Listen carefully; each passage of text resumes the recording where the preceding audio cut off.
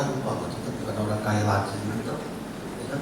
Selera kita masih Burger King, burger atau apa itu burger yang saya suka apa itu. Ya sudah lupa kita lagi nggak punya duit.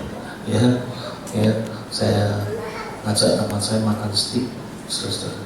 Ya steaknya mintanya yang keren, ya, dagingnya keren sekali, sapinya aja dipijet. Baru sadar saya, atau budget saya sudah overload juga bisa geser. Nah, kadang-kadang kita nggak siap menghadapi perubahan dari perubahan. Memang ada pepatah berkata gini, orang yang nggak berubah akan kuat. Ada dua hal, Anda berubah atau Anda diubah.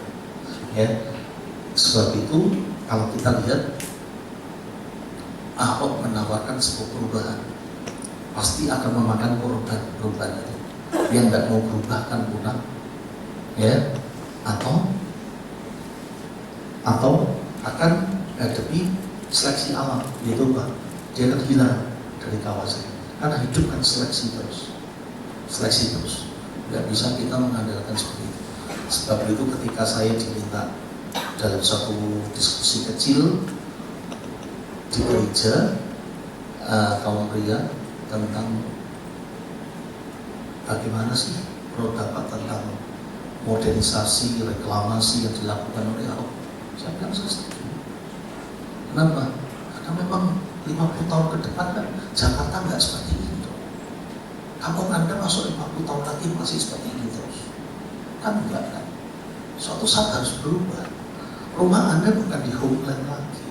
Terpaksa semua memang harus di apartemen. Seperti di Singapura semua sudah biasa hidup di apartemen. Ya, saya juga nggak biasa hidup di apartemen. Tapi ya, mau nggak mau suatu saat kita akan alami itu. Karena homeland itu mahal. Di Singapura itu nggak semua orang punya rumah di homeland tanah gitu, sudah mahal sekali. Jadi kita harus bisa berubah gitu, berubah. Kalau nggak berubah, punah kita. Kalau kita nggak siap berubah, ya kita akan kalah. Terpaksa kita pindah di Tangerang. Ya, Tangerang suatu saat akan berubah jadi DKI seperti Jakarta 2030, gitu kan? Kita kalau nggak siap lagi, berubah pindah lagi di desa Serang sana. Serang di sana ternyata gubernurnya seperti Ahok lagi, karena Ahok itu multiplikasi, ya. Mau nggak mau contoh seperti gitu kan? Waduh, ternyata Serang berkembang juga. Mau nggak mau sekarang apartemen berkembang di mana-mana. Nah, itu yang seringkali mendasari mengapa gereja perlu perubahan dalam segala sesuatu. Ya, ada hal-hal yang boleh dirubah dan bisa dirubah. Yang nggak boleh dirubah cuma satu hal kita. Ya, tepuk tangan berdirubah. Tepuk tangan berdirubah berarti sudah berubah. Oh, sudah berubah bagus. Ya, jadi tepuk tangan pun tidak perlu dikomandani. Ya, saudara tidak perlu apa? Ya, artinya apa? Karena saya berkata kepada saudara hanya satu yang tidak boleh dirubah. Ya, tapi semua boleh dirubah. Lagu boleh dirubah. Lagu boleh dirubah. Boleh. Lagu itu ciptaan manusia. Apa bedanya ciptaan 1634 dan 2016? Sama saja. Sama lagu-lagu yang berdasarkan Alkitab, ya, saudara, ya, yang harus Alkitabiah. Tapi mari kita belajar gereja. Kalau Anda tidak mau berubah, Anda akan berubah. Kalau muda, kalau Anda tidak berubah, Anda akan berubah. Kenapa? Orang ke gereja dia ingin mendapatkan community. Anda anak muda, saya ke gereja nggak mau seperti saya kebaktian lansia. Ya, mesti saya harus menemukan dunia saya indah, dinamis. Nah, kalau gereja ngotot dengan berkata tidak, gereja kita gereja ini tidak bisa. Akibatnya kehilangan. HKBP sudah kehilangan 1,1 juta jemaat kaum muda di seluruh Indonesia dari hasil kongres HKBP. Mereka sudah kehilangan 1,1 juta anggota gereja dan 80% adalah kaum muda.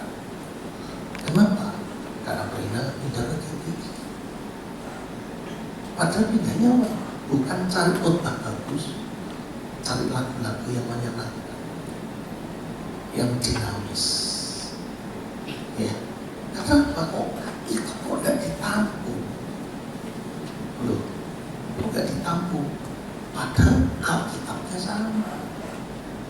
Maksud saya, gereja siap dengan sebuah perubahan. Oke, kembali lagi ke Alkitab kita. 2 Raja-Raja tadi belum baca, saya lupa.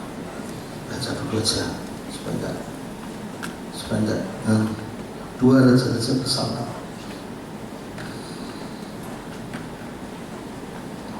Tindakan Elisa waktu Samaria dikepung. Saya akan membaca lompat-lompat. Nanti kita akan cari prinsipnya. Sesudah itu Ben-Hadad Raja Aram menghimpunkan seluruh tentaranya lalu maju menepung Samaria.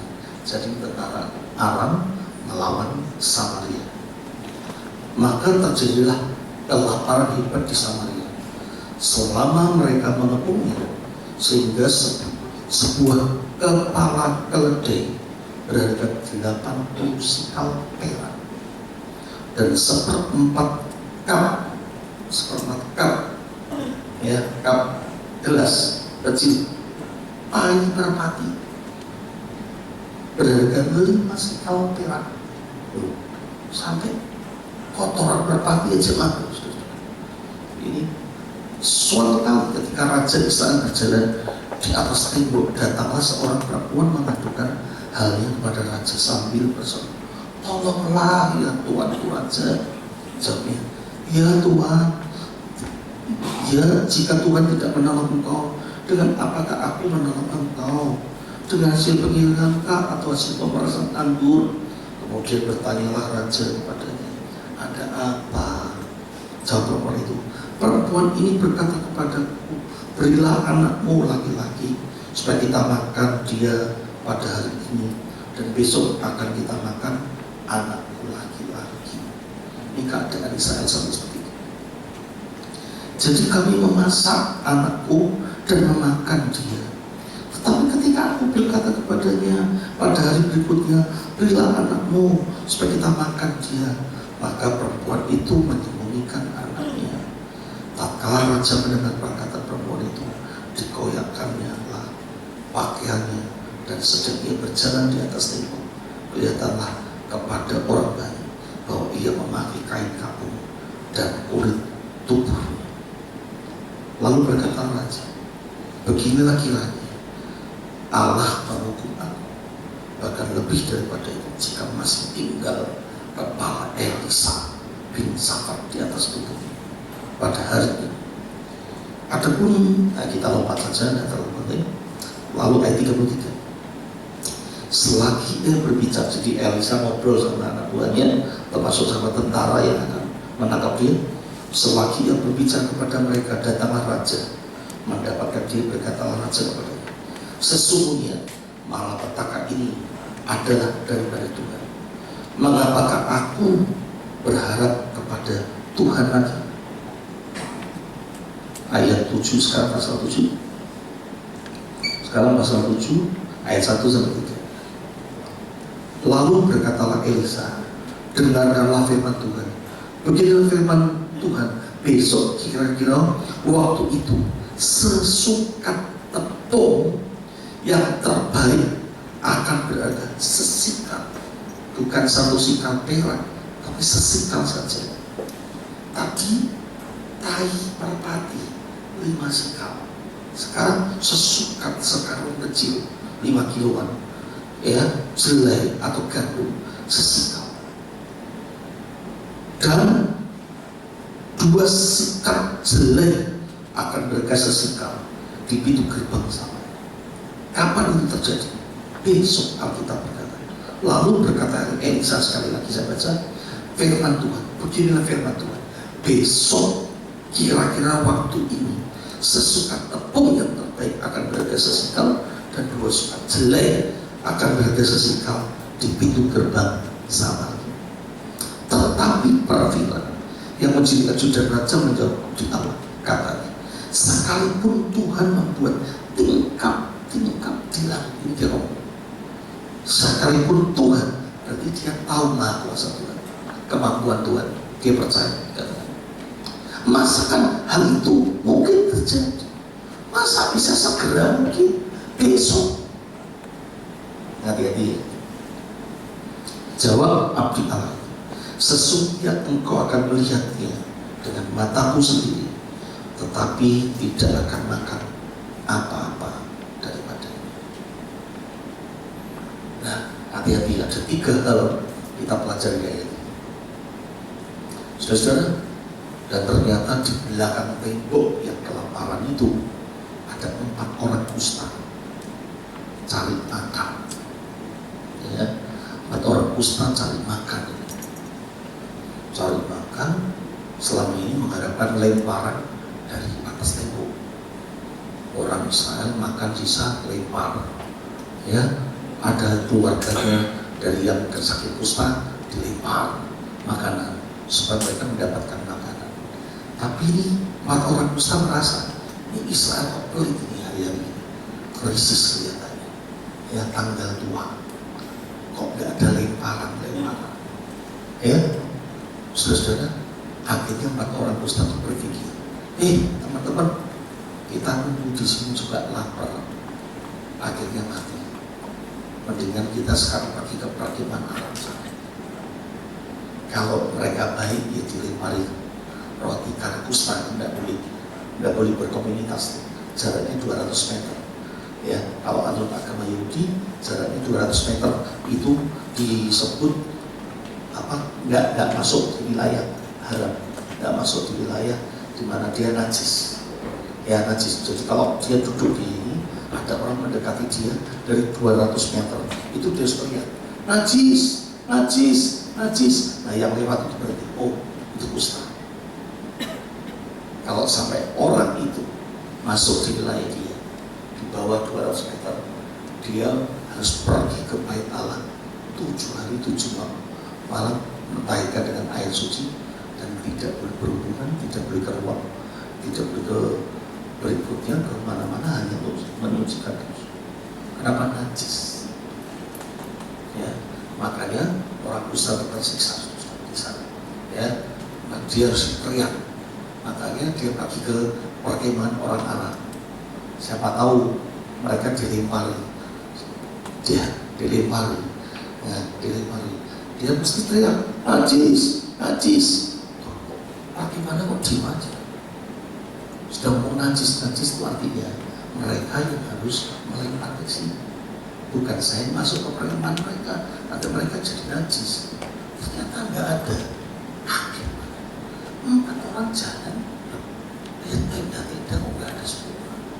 Lampunya masih oke, AC-nya masih nyala, TV-nya masih ada film, ada pertandingan Uber Cup sama Thomas Cup, begitu masih nyala. Tapi kok nggak ada orang semua? Masih ada ya? Masa? Sampai masa itu kosong. Karena dibiarkan ditinggalkan. Dia kaget, teman, nggak ada orang. Aduh, ini kota hantu. Jangan-jangan kota hantu. Nggak ada orang. Ini mesin gandumnya masih nyala. Mesin gandum, nggak ada semua, nggak ada. Ada apa? Ternyata orang Arab itu, saudara, ketika 4 orang kusta ini berjalan, 4 orang kusta ini jalan, seluruh perkemahan Arab yang jumlahnya 30.000 lebih, perkemahan orang Arab mendengar kata ini. Pasukan berkuda berlaksa-laksa sampai membuat debu seperti sebuah gunung api yang besar sedang menyerang mereka, dan mereka tidak siap untuk membuat segala sesuatu, membawa bekal. Mereka lari begitu saja dengan apa yang bisa dia lakukan. 4 orang berjalan, mereka melihat pasukan berkuda, ya, dengan suara berkuda. Israel sedang memohon bangsa-bangsa sekitarnya untuk menolong mereka, dan akhirnya orang Arab pergi meninggalkan perkemahan mereka, dan 4 orang kusta ini langsung makan pesta enak sekali. Wah, luar biasa. Sampai akhirnya mereka nggak bisa bangun. Mereka berusaha dari teman, kawan, kita nggak boleh seperti ini. Kita egois. Sementara ada orang-orang Saudara-saudara kita di Samaria kelaparan. Kita harus beritahu mereka bahwa Tuhan sudah menolong mereka. Saudara, 4 orang puspa ini membawa bukti, jalan, pakaian, perhiasan semua, dan berkata, "Hei orang Israel, kita makan puas, tapi kita nggak bisa membiarkan kalian kelaparan. Datanglah ke perkemahan Allah, semua kosong, dan jalanlah sesuai dengan kemauan kamu." Wah, orang Israel sudah lapar, 40 hari sudah kelaparan, mendengar ada makanan gratis. Sudah nggak ada etika orang tua dulu, orang muda dulu. Sudah tidak ada lagi ladies first, langsung turun, langsung dibongkar, nggak urusan. Padahal ada panglima perangnya yang kontrol, nggak boleh gebrak semua, panglimanya menghalangi, semua gitu tabrak sehingga dia terinjak-injak, mati. Terus orang lari makan, mendapatkan jalan yang begitu banyak dan besar. Saya mau katakan, saudara, ada 3 prinsip dalam hidup seseorang. 1, persoalan boleh menindas kita begitu besar, kegagalan boleh pernah kita alami sebegitu besar, tapi satu kata, jangan pernah kita menutup iman kita kepada Tuhan. Kebenaran Tuhan tetap berlaku. Gak boleh raja itu berkata, ini masalah dari engkau, ini malah petaka dari Tuhan, masakan aku sekarang so percaya kepada ini penyakit dijadi Tuhan, masa saya so berdoa kepada Tuhan. Kegagalanku dalam rumah tangga karena Tuhan, sekarang masa aku mau percaya sama Tuhan. Aku sudah berdoa buat usaha tapi gagal, masa aku so percaya sama Tuhan? Tidak bisa gitu. Anda harus percaya destiny. Tuhan punya tujuan, Tuhan punya cara, Tuhan punya waktu. Tuhan bisa merubah cara, Tuhan punya waktu dan bisa merubah. Satu yang tidak bisa dilakukan, kehendak, rencana Tuhan atas hidup, destiny. Tuhan sudah punya destiny, Tuhan sudah punya blueprint dalam kehidupan Anda. Sehebat-hebatnya arsitek merencanakan, pasti ada bagian-bagian yang nanti akan dibongkar kembali. Saudara, nggak mungkin kan? Ya, saya bilang meskipun sudah ada ilmunya, efisiensi, tetap itu. Saya berkata, saudara, kan harus dalam hidup manusia, Tuhan itu saudara mengizinkan bongkar umat itu, mengizinkan karena tujuannya yang destiny-nya menjadi lebih baik atas kita. Tapi jangan sampai karena itu kita jadi menutup kebenaran Tuhan. Saya boleh sebagai pendeta gagal. Tapi saya tidak boleh menutup diri bahwa Tuhan tidak punya rencana yang baik atas hidup saya. Anda boleh berkata, saya sudah berjuang, Pak, berjuang. Ada orang baru datang saya, Pak, Bapak kenal saya? Iya. Dulu saya punya garmen saya jual, saya buka toko butik saya jual, saya buka kafe saya jual, saya buka warung saya jual, saya buka warung bakso saya jual, Pak. Sekarang saya nyewa warung, sampai warung itu tutup, saya nyewa kios 500.000. Sekarang saya nggak bisa membeli makan istri saya, anak saya 2. Tuhan itu maunya apa? Tuhan maunya engkau menjadi lebih baik dan lebih sempurna dalam hati. Begitu tahu, saya nggak tahu. Karena saya tahunya cuma Tuhan, istri Tuhan, ujungnya itu adalah menjadi lebih baik. Cara Tuhan yang nggak tahu, itu usaha Tuhan, proses Tuhan dalam hidup. Tapi jangan kebenaran Alkitab itu kita tetap percaya sebuah kebenaran Alkitab. Kita boleh mengalami kepahitan sebesar apapun Pak, dengan hidup kita, tapi kita tetap harus percaya karena dasar iman ini yang menjadikan yang tidak ada menjadi ada. Anda boleh gagal segala sesuatunya, tetapi iman itu tidak boleh hilang. Karena iman itu yang menjadikan yang tidak ada menjadi ada. Saya bilang sama orang yang warung 500.000 aja tidak untung. Kamu masih percaya Tuhan Yesus? Dasarnya itu aja. Kalau percaya Tuhan Yesus, Tuhan mungkin nggak bisa kasih kamu warung yang 5 juta. Lalu 500 saja rugi. Saya tidak tanya 500 rugi. Kamu percaya nggak Tuhan bisa kasih kamu warung 5 juta? Ya percaya Pak. Amin. Terus dan tanya istriku, istri percaya nggak kalau suatu saat bisa beli rumah di BTN? Ya bisa Pak. Tuhan enggak Tuhan enggak terbatas. Puji Tuhan, itu yang penting itu. Yang penting itu. Ayub itu dihabiskan segala sesuatunya, tapi Ayub tidak pernah kehilangan pengharapan bahwa God is good all the time dalam hidup. Itu kata kunci Ayub, saudara. Ayub tidak pernah menghujat Allah dengan mulutnya. Ayub tidak pernah komplain. Bahkan ketika Ayub menghadap berdebat dengan Tuhan, akhirnya Tuhan berkata, kamu mau hitung-hitungan sama saya? Tunjukkan kamu mau hitung-hitungan sama saya. Di pasal 40 sampai kali Ayub gemetar juga, takut juga. Dia jangan. Kenapa? Nanti kalau Tuhan hitung napas saya tiap hari oksigennya berapa Bapak, rugi saya. Loh, saudara, hidup manusia kita nggak bisa. Kata kuncinya satu, pemuda remaja. Kata kuncinya satu, selama Anda masih punya iman, mujizat itu masih ada. Anda masih bisa berubah. Anda bisa mengalami sebuah perubahan. Sekarang Tuhan berkata, tapi saya sudah 10 kali Pak patah hati. Sudah usia 40 tahun, tidak mungkin. Siapa bilang 40 tahun tidak bisa? Ya kan? Siapa bilang? Kalau Tuhan berkata hari ini hari pernikahan, siapa yang bisa menghalangi pernikahan?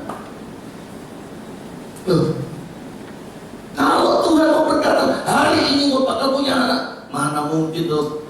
Oh, saya ini sudah umur 42 tahun. Loh, kok dokter? Kok 42 tahun? Loh, Elizabeth yang disebut mandul. Tuhan bukakan buka kok. Nenek kok. Gak tahu itu waktu gendong itu dipikir tumor atau hamil betulan, saya gak tahu. Saya berkata, percayakan kepada firman Tuhan setiap hidup. Kata kunci pertama, Elisa menegur raja bangsa Israel. Karena bangsa Israel yang melihat persoalannya jadi bobok yang besar, tapi dia tidak sadar Allah mereka Allah yang jauh lebih besar dari segala sesuatu. Kata kunci kedua, Tuhan tidak pernah terlambat, tidak pernah menjadi terlalu. Tapi Tuhan bisa melakukan percepatan kalau kita siap dengan segala sesuatu. Tuhan berkata, besok prajuritnya, aku tahu, tapi mana mungkin sekarang ini kelaparan, gak ada tanda-tanda hujan. Bagaimana besok sesukat bisa menjadi satu sikap? Elisa kalau ngomong pakai pikir logical, mungkin dia berkata itu. Tapi Elisa berkata, besok kalau aku akan membuat mujizat, siapa yang bisa menghalangi aku? Hari ini saya bilang, buka selip-selipan saudara-saudara atas pertolongan Tuhan yang kadang-kadang memang kita dapat. omongan Tuhan kadang-kadang tidak bisa. Sebab itu dia berkata seperti, aku datang seperti itu. Kalau aku mau menolong aku sekarang, siap. Tidak bisa, enggak. Siap, seperti itu kan. Mau menolong orang, bisa siap. Kita harus mempersiapkan tempat sepadan salib tadi. Ya, saudara, jangan batasi kemah Tuhan. Dikatakan dalam Yesaya, kita sering nyanyi lagu, ya toh, mengembang ke kanan atau ke kiri. Kita harus mempersiapkan, memprepare. Kalau seandainya nanti Tuhan berkata, kamu akan menjadi bangsa yang besar. Elisa berkata, besok. Sekalipun hari ini kita tidak tahu. Ya, perusahaan kita, pekerjaan kita. Tuhan mau berkata, aku mau menjadikan kamu bangsa yang sukses, orang yang hebat. Jangan kamu selalu berpikir orang hebat itu ada di Israel, orang hebat itu ada di Amerika, orang hebat itu selalu ada di China. Ya, jangan pikir. Ternyata banyak orang-orang yang cuma usaha online kecil-kecil, tapi bisa punya karya dan mulai menghasilkan. Kenapa? Jangan membatasi diri. Kita nggak boleh membatasi akan kemampuan Tuhan dan Tuhan mau memakai. Persoalannya, apakah telinga kita dapat merespon yang nggak masuk akal dalam pikiran kita? Besok, hari ini datang 2 orang wanita melapori, saya kemarin sudah masak anak saya. Harusnya hari ini anaknya teman gue bilang anakku hilang. Kok saya hilang? Bilang anaknya hilang. Ya hilang apa?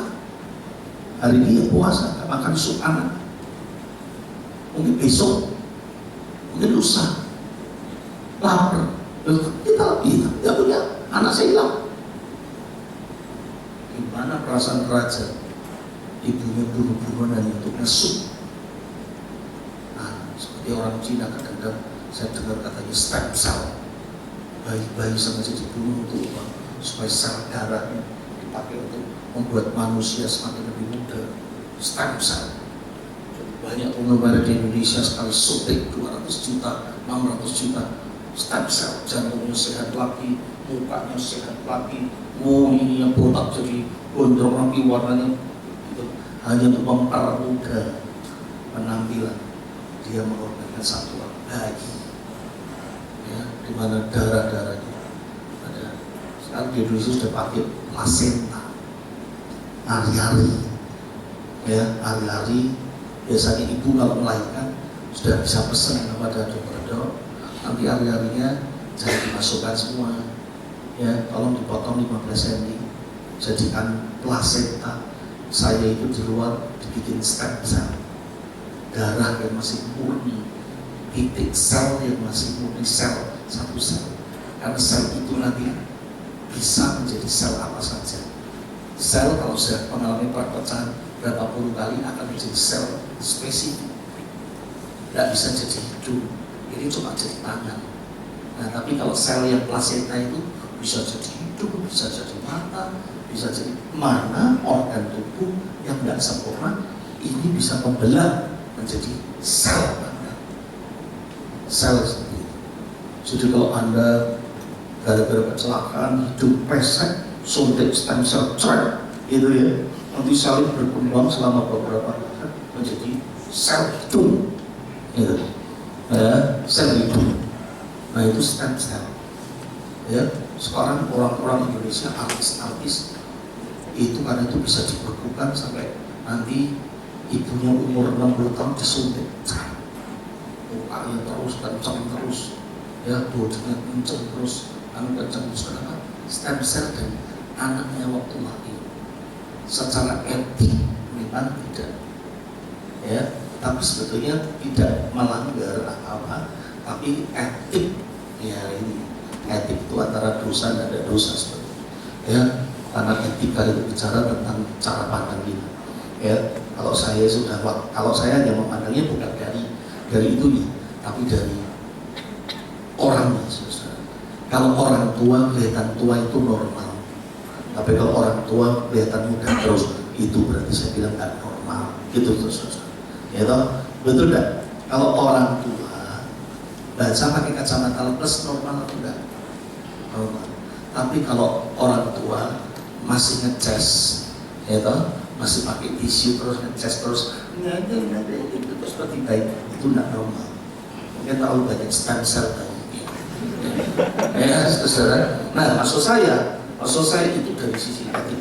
Nah, saya berkata, saudara kekasih, ini teknologi yang membuat manusia jadi maju.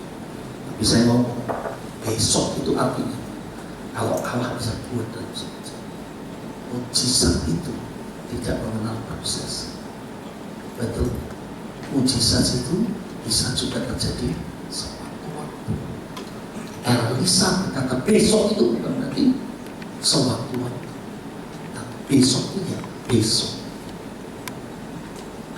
Kata kuncinya yang kedua adalah kita nggak siap dengan perubahan yang drastis, yang signifikan dalam sekejap. Kalau Tuhan mau berkata kepada kamu, Tuhan mau kasih kamu dan ber-100 miliar. 100 miliar? Oh ya sudah, forget it. Kalau kamu tak kasih 10 miliar mau ngapain? Ya lupakan. Kalau Pak Peter, kamu tak kasih 100 triliun gimana? Saya mau bikin pesawat terbang seluruh Indonesia dengan paket murah. Itu aja tuh. Itu juga dia berandai-andai kalau dikasih 100 triliun kok itu jadi repot gitu loh. Kok saya mikir lebih susah? Aku gak mikir gak susah. Mikir cepat saya. Sing susah itu yang ngasih duit. Ini banyak orang Indonesia itu belum diberi uang, mikirnya susah. Apalagi punya duit. Gitu loh. Jadi gimana mau jadi gede? Gitu loh. Ya, gimana mau jadi gede? Sudah, cepat-cepatan aja kalau saya bilang. Gitu. Gimana? Ya sudah. Loh, Bapak, ya, bikin tujuan dulu. Anggarannya berapa? 600 miliar. Bisa bikin proposal? Bisa aja. Cepet. Semalam suntuk saya ngerti proposal. Tak kasih biasa pribadi. Itu semen, udah cerita. Dia lalu rapat sama pengelola pengadilan. Gantian dan itu saya tidur. Pak, kapan saya presentasi? Anytime. Saya bilang itu. Kita nggak tidur bikin bapak ini. Proposal bapak ini. Kenapa nggak tidur? 60 bukti doa. Bapak gambarkan semuanya. Bapak gambarkan dampaknya. Bapak ceritakan visi bapak. Hebat sekali. Kita nggak pernah mikir. Ya salah itu. Bapak dulu. Cuma bapak bilang, seandainya saya punya uang, mau bangun begitu lah. Apa yang bapak lakukan? Tak tulis. Yang lebih berat itu yang bakal ngasih duit saya. Kalau ada duit sekarang, tak gampang. Betul nggak? Kalau ada duit bangun gampang nggak? Yang susah itu Pak, kalau nggak ada duit sumbang. Begitu, ada bapak kasih uang, tak bangun, cepet. Tapi orang Indonesia nggak ada nggak? Ya, suruh mikir dia tuh telat. Nah maaf ya, itu salah satu kecepatan Ahok membaca dan menafsirkan pikiran daripada itulah hebatnya Presiden. Dia tidak kata kekuatan, kekuasaan untuk menyusun sebuah pemerintahan yang, tapi hari ini semua orang berlomba-lomba ingin berkoalisi dengan pemerintah. Sebab apa? Saya tahu kekuatan program Jokowi tidak jangkau, tidak satu periode, tidak 2 periode, bakalnya turun dan tidak mustahil. Aku akan menjadi keturunan berikutnya karena tidak ada yang bisa membaca Jadi saya lihat, aduh Tuhan, ini luar biasa. Jakarta akan menjadi kota yang baru tahun 2017. Makanya Allah reklamasi harus jalan terus. Karena kita akan jadi New York, kota Manhattan, menjadi pulau Manhattan ya. Dan gak bisa Jakarta 2030 gak mungkin. 2030 Jakarta harus berubah dengan segala sesuatu. Persoalannya nelayan ini tetap mancing satu-satu.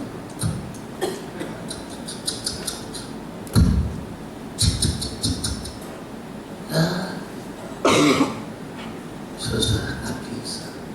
Mendingan kamu nanti buka warung di mall. Kalau nanti di reklamasi itu ada mall, lu buka warung di situ. Lu buka kantin di situ.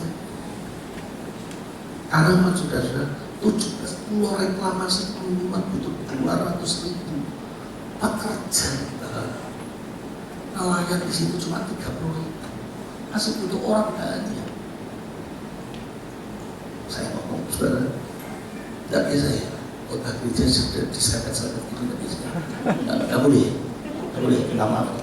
Berarti saya ngomong, saudara, tidak masuk saja. Ini visi dari seorang pemimpin, membawa satu perubahan depan yang luar biasa. Dan ternyata masyarakat tidak siap dengan perubahan yang luar biasa. Dari seorang yang begitu berubah total, dari kata-kata yang kasar. Bagi saya nggak terlalu kasar. Mungkin kalau saya saja mungkin bisa lebih kasar. Kenapa enggak? Karena berhadapan dengan tembok-tembok dan patung-patung. Ya, Ratna Sarupian berkata itu. Diberi waktu untuk pindah. Jujur itu ya. Kapan Anda bilang siap untuk pindah? Depan ini dulu kamu tidak usah. Kapan Anda bilang aku siap pindah 2 minggu lagi? Gitu? Jujur. Ada nggak yang siap pindah? Tidak ada. Kenapa? Karena Anda mengharapkan gantian. Karena Anda mengharapkan pemberian. Karena Anda mengharapkan surga. Dan mental seperti itu tidak akan bisa masuk 2030. Anda harus pindah ke Serang, Banten, Solo, Baduy, cocok. Karena tidak ada perubahan. Nah, hari ini Tuhan menawarkan sembilan. Besok, kalau Tuhan siapkan, harus kata kunci ketiga. Kata kunci ketiga. Ini kesalahan yang sangat signifikan dan fatal. Prajurit-prajurit itu sudah mendengar dan dia sudah berkata. Tapi ketika dia besok melihat kenyataan, ya, bahwa di sana betul-betul ada makanan-makanan yang berlimpah, bukannya dia akhirnya bertobat mengikuti arusnya Tuhan, tapi dia melawan, masih melawan dengan kebenaran dia sendiri, di mana pintu gerbang yang masih berusaha dia tutupi, masih dia berusaha tutupi. Siapa yang bisa menentang arusnya Tuhan, gelombangnya Tuhan atas kehidupan saudara dan saya? Kalau Allah sudah mau merubah hidup saudara, kalau Allah mau merubah generasi saudara, Anda mau tetap kotor dengan hidup Anda sendiri, Anda akan mati. Mari kita belajar pada waktu nanti Tuhan sudah siap. Memang ini waktunya pemuda GBD sampai Allah dipakai Tuhan. Anda tidak bisa ngomong dengan tradisi dan ortodoks. Anda harus berkata, yes, aku siap. Aku siap Pak. Kalau memang Tuhan pakai tempat ini menjadi alat Tuhan yang berbeda. Kalau Tuhan mau pakai pemuda di situ mengubah di seluruh Indonesia, aku nggak bisa melawan. Itu gerbang itu akan menabrak saudara dan akan mati. Bagaimana saudara? Ikuti gelombang Tuhan, ikuti arusnya Tuhan, ikuti saudara. Lebih baik kita daripada ngomong, kita daripada terus melawan. Kita berkata Tuhan, aku mau ikut apa yang Tuhan mau. Aku Aku mau kamu memberi lebih. Yes Tuhan, aku mau. Ikuti saudara. Bahkan sampai yang paling drastis ditinggalkan pekerjaan dan layannya. Percayalah, ada banyak hal-hal yang Tuhan siapkan untuk saudara. Karena ketika kita melawan, kita berani. Ketika kita melawan kehendak Tuhan, kita berani. Harus Tuhan begitu kuat. Penduduk Israel Samaria kelaparan, begitu kuat, harus lapar akan kebenaran, lapar terhadap berkat Tuhan yang sudah diberikan perkemahan di sana. Lapar. Perwira yang menyaksikan, mendengar langsung dari Elisa, bukannya percaya, tapi menghalang. Tidak, bohong Elisa, bohong. Mereka tidak benar kata Elisa. Mereka benar kata 4 orang kusta. Di sini makanan berlimpah. Ini roti nih, lempar. Ini Coca-Cola nih, kalau tak percaya. Mereka bukan mendengar kata Elisa. Mereka mendengar kata 4 orang kusta. Perwira tetap bohong, yang bercoba. No. Bohong Elisa, bohong. Akhirnya itu kan baru ditangkap. Buat orang. Dan mati. Tidak menikmati apa yang dia dengar. Berapa banyak gereja-gereja tidak ngerti waktunya itu. Kita diberi kesempatan banyak untuk ambil bagian. Banyak kasus-kasus sosial di televisi. Gereja pikirkan sejarah. Jangan sampai ada anak-anak jemaat menjadi korban. Sekarang seksualitas ada di mana-mana. Anak kecil mulai pornografi, mulai terhalangi oleh pornografi. Saya bilang itu kegagalan suami, kegagalan guru. Pikirkan sejenak. Saudara, kami mengadakan evaluasi. Guru-guru kami harus mengikuti kurikulum. Dulu zaman saya ada Sunday School Training Teacher. Untuk jadi guru sekolah minggu saya training dari umur 12 sampai umur 14. 2 tahun saya lulus sarjana, lulus SST, Sunday School Training Teacher. Jadi saya umur 14 tahun jadi guru sekolah minggu pertama kali. Jadi saya mengajar kurikulum saya mengajar murid saya. Murid saya mulai dari kecil saya ajar. Kurikulumnya per 3 bulan pindah, per 3 bulan, per 3 bulan sampai 1 tahun. Dia pindah kelas lagi. Bukunya lain sampai 9 tahun. Jadi murid sekolah minggu saya mengalami dari awal sampai akhir 9 tahun ceritanya nggak ada yang sama. Saya ngajar anak SMK, pelajaran agama. Saya ini guru SMA dulu di sekolah. Dan saya ngajar guru agama di sekolah. Saya disuruh ngajar kelas 1, anaknya nakal-nakal. Karena masa transisi. Saya nggak peduli. Tapi saya mengajar dengan perbuatan dan perkataan. Saya bawa gitar, saya ajar tentang presenters. Pelajaran agama yang saya bawa dalam puji-pujian. Pada membawa video susah-susah agama dulu, video pun besar-besar waktu kita maksud. Dulu waktu Sony dulu bawa TV itu satuin, bawa kuliah di kantor di kelas untuk ngajar murid. Orang berkata percuma, gaji kamu 82.000 satu bulan, sama. Saya bilang, nah, apa yang kita takut kita Tuhan? Saya bilang, hari ini puji Tuhan, Guru ini paling gampang mengingat dua muridnya saja, paling pintar dan paling nakal.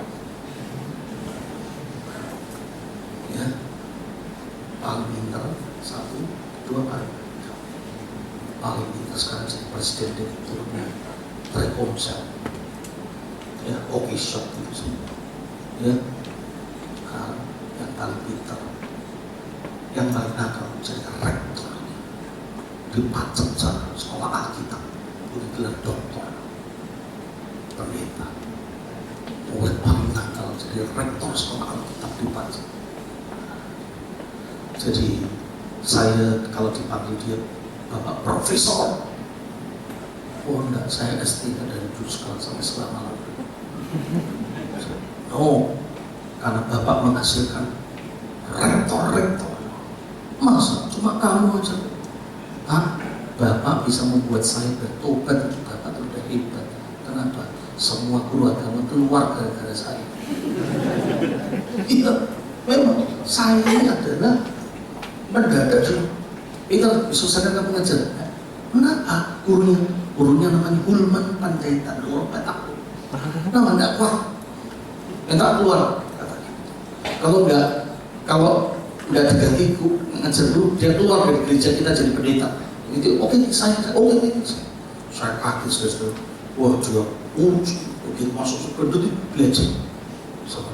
Gitu. Saya sabar.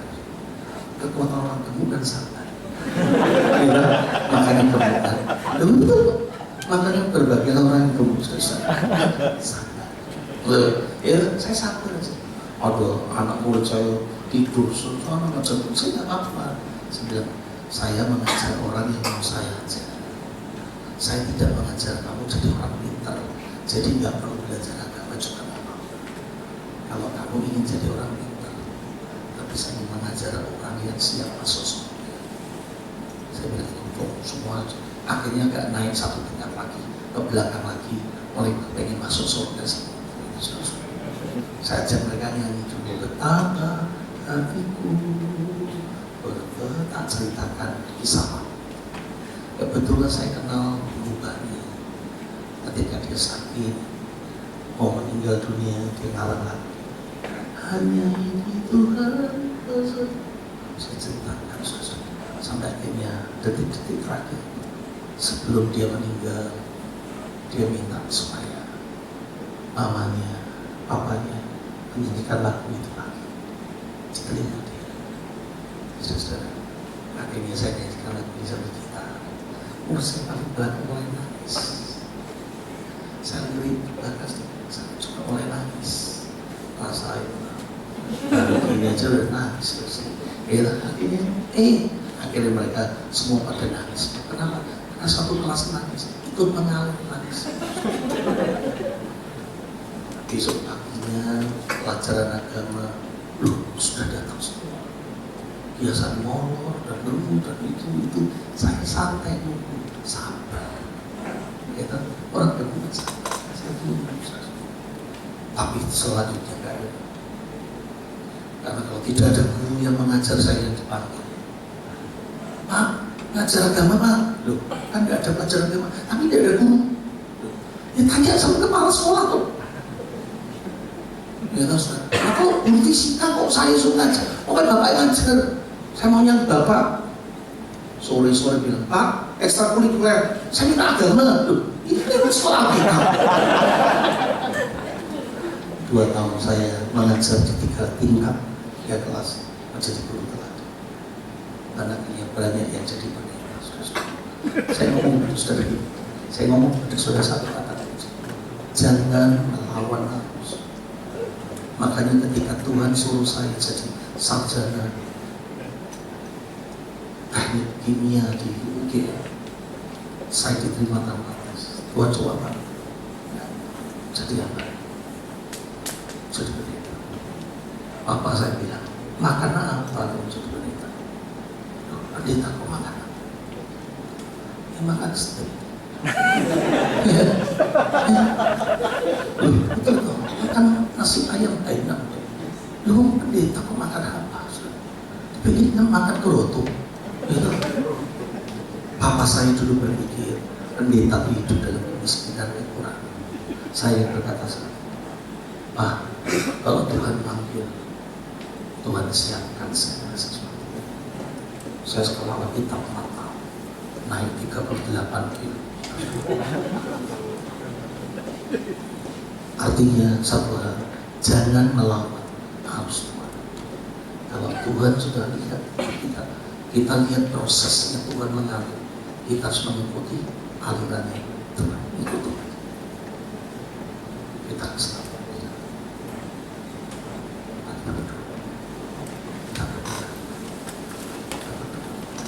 Hanya itu